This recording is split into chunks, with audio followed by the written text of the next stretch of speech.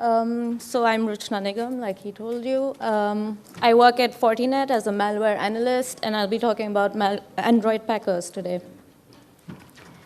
So in the talk, I'll be covering what Packers are. I'll discuss 4 kinds of Packers that we've seen.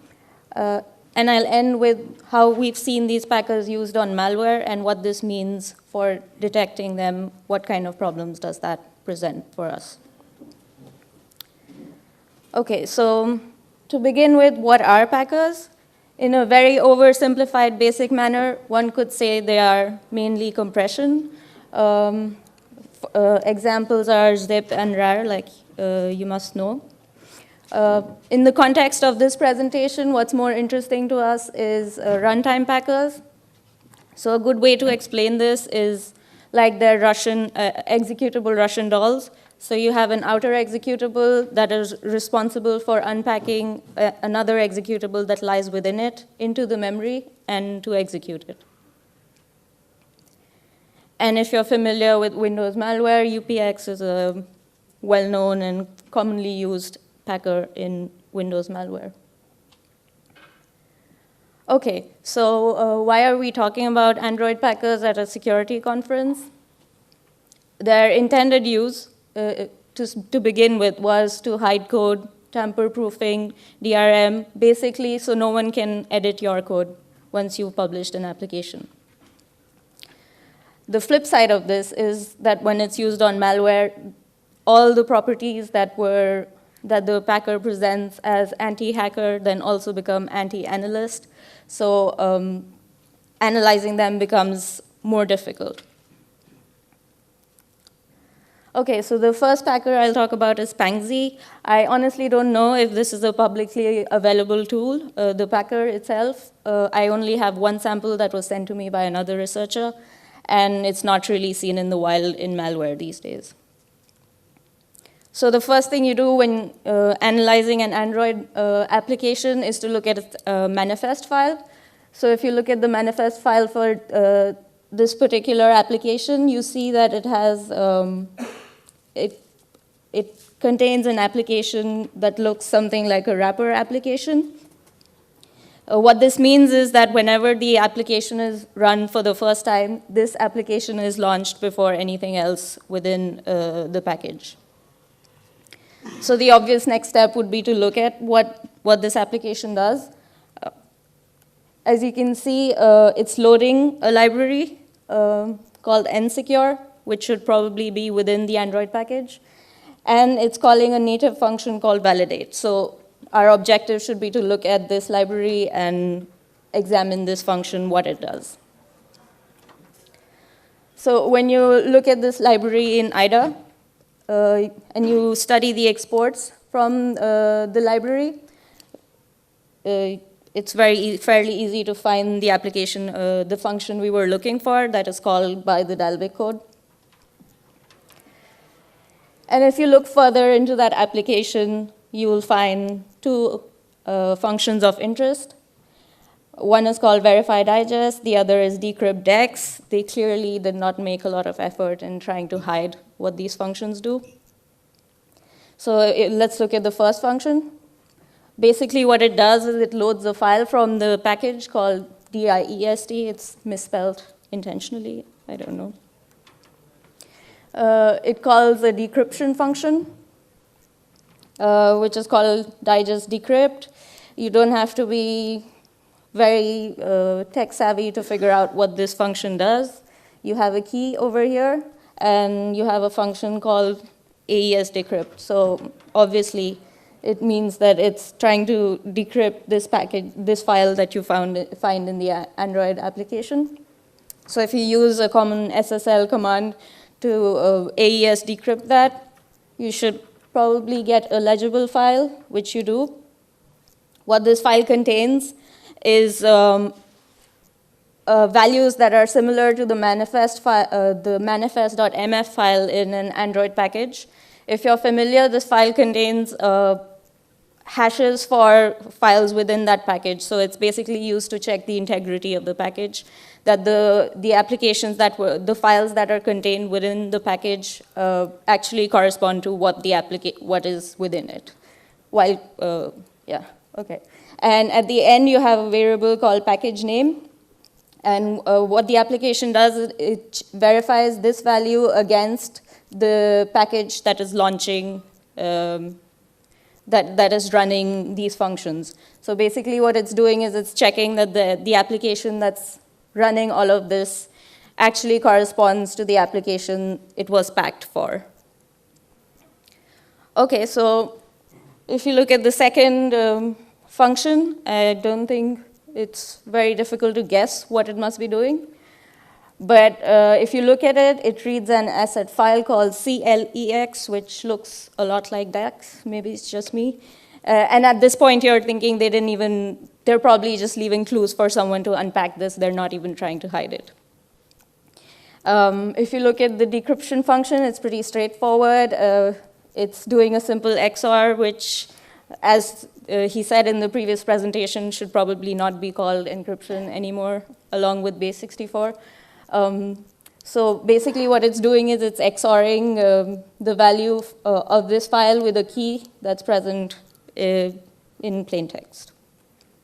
So once you've decrypted it, you see it's indeed another Android application, which is probably the original application that they were trying to hide within the package. It's saved at this path, and it's loaded using an Android API called Dex Class Loader, which basically allows one application to load another application. Okay, so overall, we can say that this packer is analyst friendly. I entirely analyzed all of it using only static analysis. I didn't have to run it. The symbol table is intact. The native function that's called is very easy to find. You have helpful export names, so even if you don't really want to look at bytecode, you can guess from the function names what they're doing. It uses simple encryption, XOR, and AES, pretty standard encryption schemes, and it's not really obfuscated. So basically, this packer would be called analyst friendly, which is not exactly the case for the next few packers we'll see. So moving on to another packer called LIAPP. The tool was actually made public only a few days back. So basically what I did is I sent an application we already had, in-house application, and I sent it to their servers for packing, and they sent back a packed version of this tool. What's interesting is they don't scan the applications on their server, so you can send malware as well, and they will pack it for you without any problem. So in this case, it loads an application by this name. So again, we're going to try and look at what this class actually does.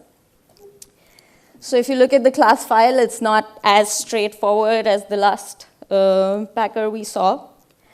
Some other observations, if you look at the other classes within the package, you don't see any of the classes that correspond to the original application, which should be something, which should look something like this.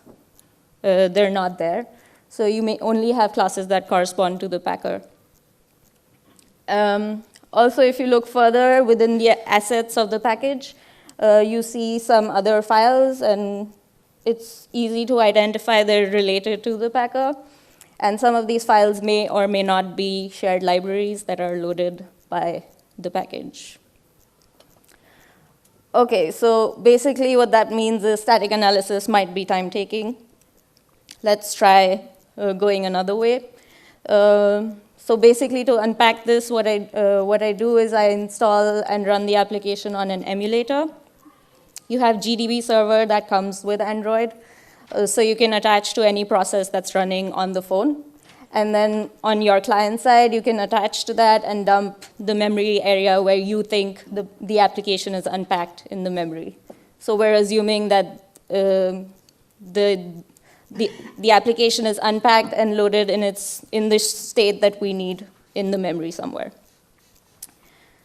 So I will try and do the impossible and get a demo to work. So just to give you a background, This is the original application that I had sent to them. This is what the package structure looks like. I have an emulator running already. This is the application that interests us. Over here, I have a GDB client running. And so let's launch this application and see what happens.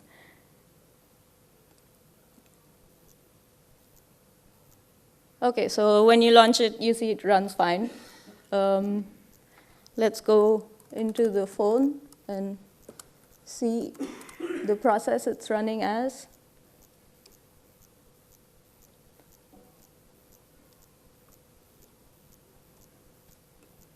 OK, so you can see there are two processes that correspond to the application I'm interested in.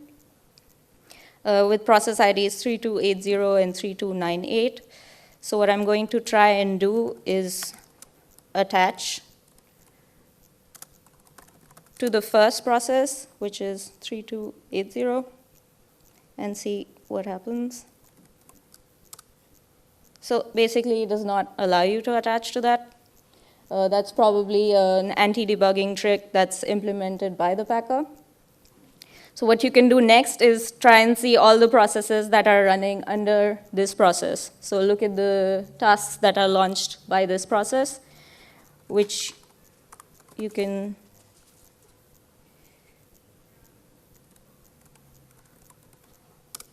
so you can see here it launches a series of processes. So I'm going to try and attach to the last one this time. And that is assuming this is when the application is most unpacked in memory, completely unpacked in memory. So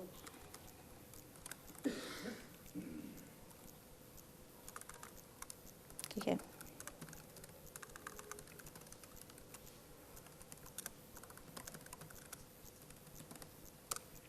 OK, so we can successfully attach to this process. Let's try and connect the client. So I'm going to do attach to the process that's already running on the server, that the server is already attached to. OK, so here I'm listening on the client side.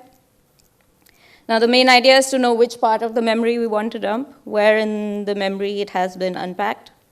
So for that, you look. What we're going to do is look at the memory map for the process that we're interested in. So on the phone,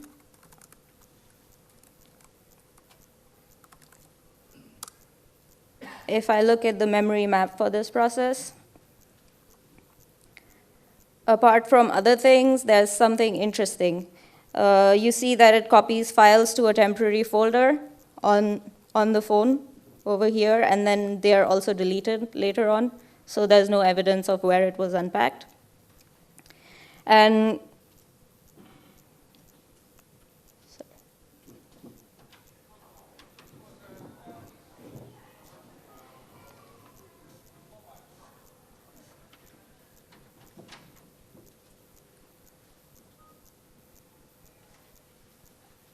And more interestingly, you can see that there is a dex file that was created by the packer. So I'm going to try and dump this memory area. And first, let's look at what the memory area begins with, just to be sure we're at the right place.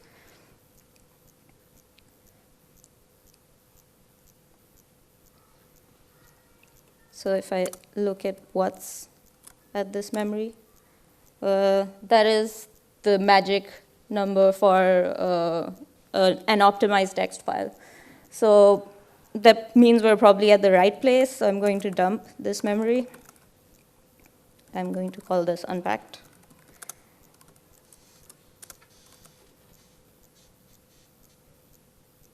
And the ending address.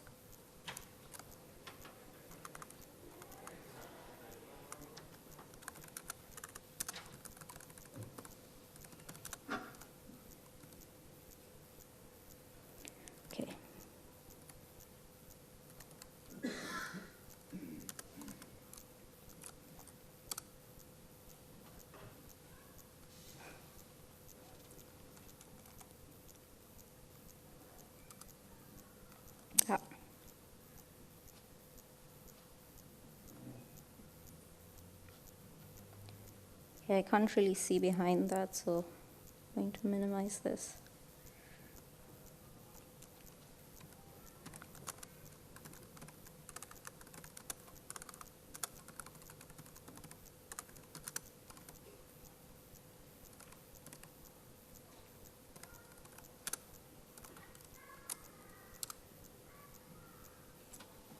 Okay, so that looks like what we were looking for.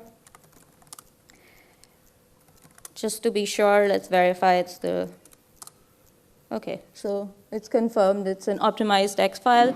If you're familiar with Android tools, you have tools that allow you to convert. So an optimized X is optimized for a particular phone it's running on. So if you want the original X file, you can use tools like packsmally and smally to get back the original code.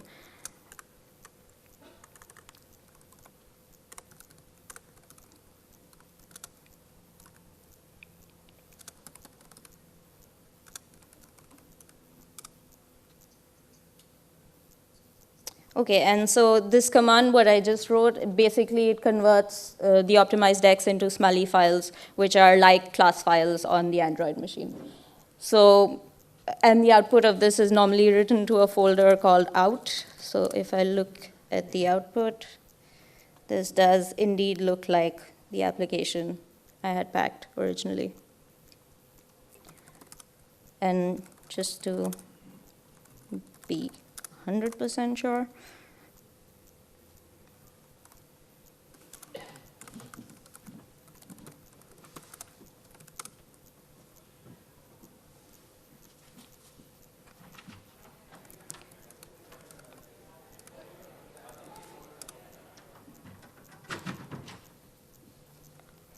Okay, so if I open this in Java decompiler, you have indeed the original application. Okay, so basically what we saw is that you can dump the memory to an optimized X file, and then you can use these tools to get back the original X file that was packed. So what's interesting is it also has a level 2 of the packer, which contains anti-VM tricks. If you try and run this application on an emulator, it crashes. It will never launch on an emulator. And it also calls a function that detects debuggers. So since this is a few days old, I haven't really had the time to explore all options of unpacking it. But a very amateur fix is to run it on a phone and dump the memory. And it actually works, but that's won't really qualify as a fix. The next would be to actually identify where exactly it's detecting the VM and to bypass that, or to statically, with IDA, analyze the libraries and see how exactly it's packing the application and write a tool to unpack it. Okay, so moving on to another packer, it's called Bangcle. This was the first runtime execution packer this year we saw that was that made a lot of news.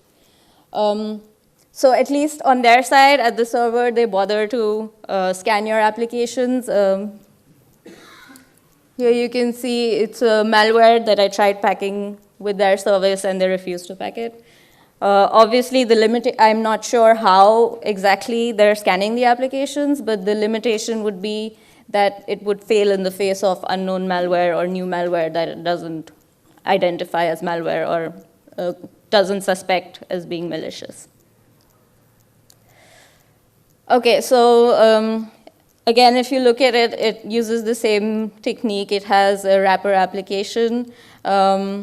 It has certain native libraries that perform all the decrypting in the memory. And then again, with DEX class loader, it loads the unpacked decrypted DEX.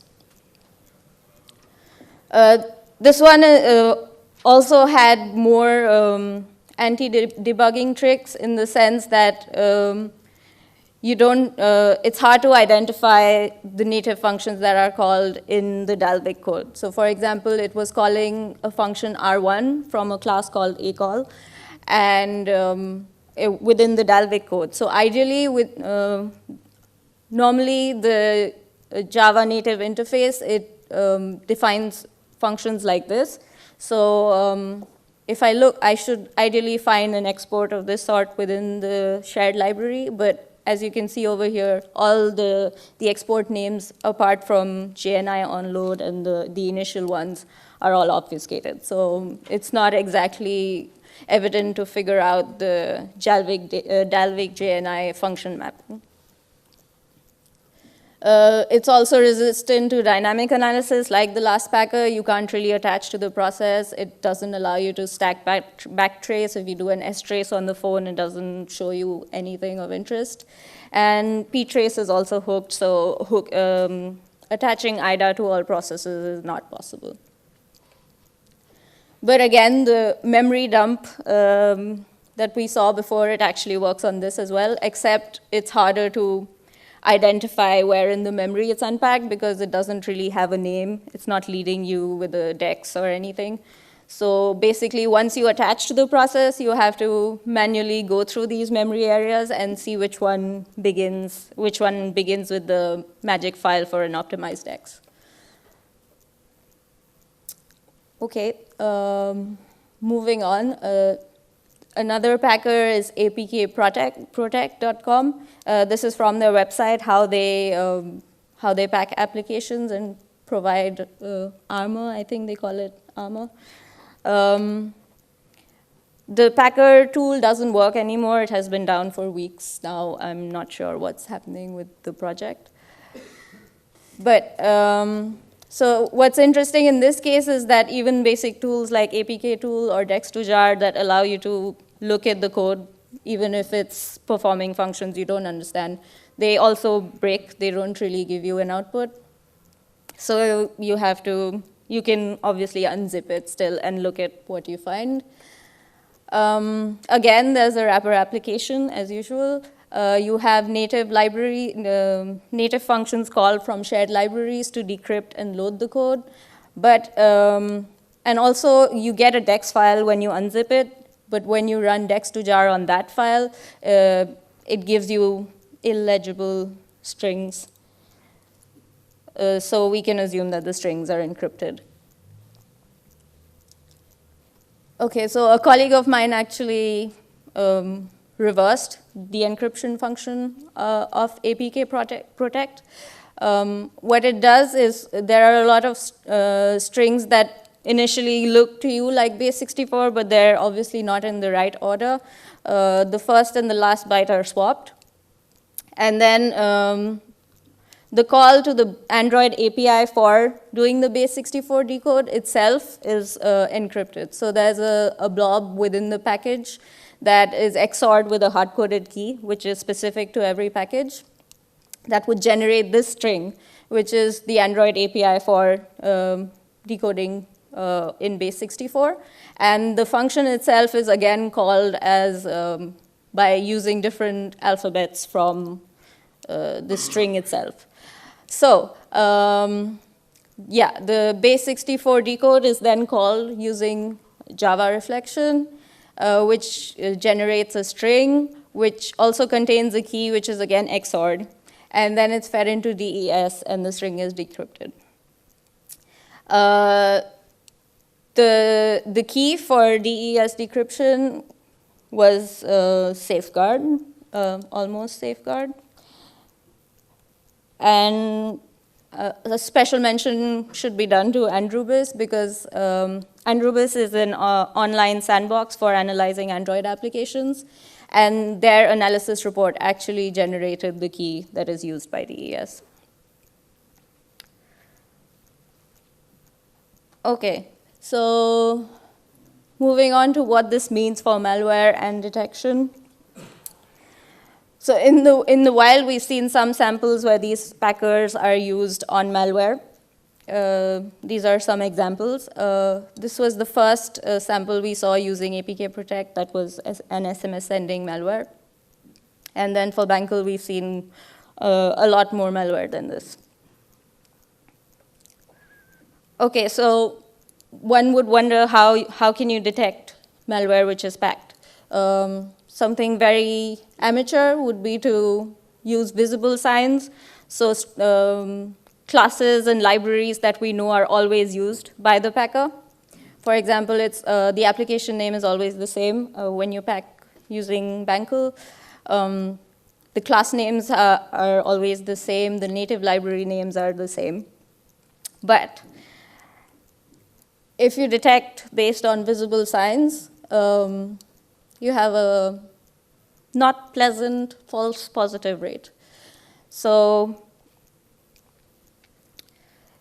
it basically ends with the question about striking the right balance between static and dynamic analysis in a way that you're balancing the time that's needed for statically analyzing every new packer in the market and dynamic analysis and the resources that are used when you're performing dynamic analysis. So if you have an automatic detection system, it would have to have a VM on which you'll install every sample that you want to unpack. So that's basically what I've mentioned here. Behavior-based analysis is what I was saying, where you run every sample on an emulator, and then based on the functions it's performing, you gauge whether it's malicious or not. OK, so I leave you with this slide of acknowledgements. That's the post where the first idea, where I read for the first time the idea of memory dumping. My colleague who did the string decryption for ApkProtect, the Pangsy sample I received. And this is a paper we did on obfuscation in Android malware. And this is a nice GitHub where you can get automated scripts for performing the demo I showed you. So that's it. Thank you. If you would like to get in touch, that's my email and my Twitter handle. Thank you.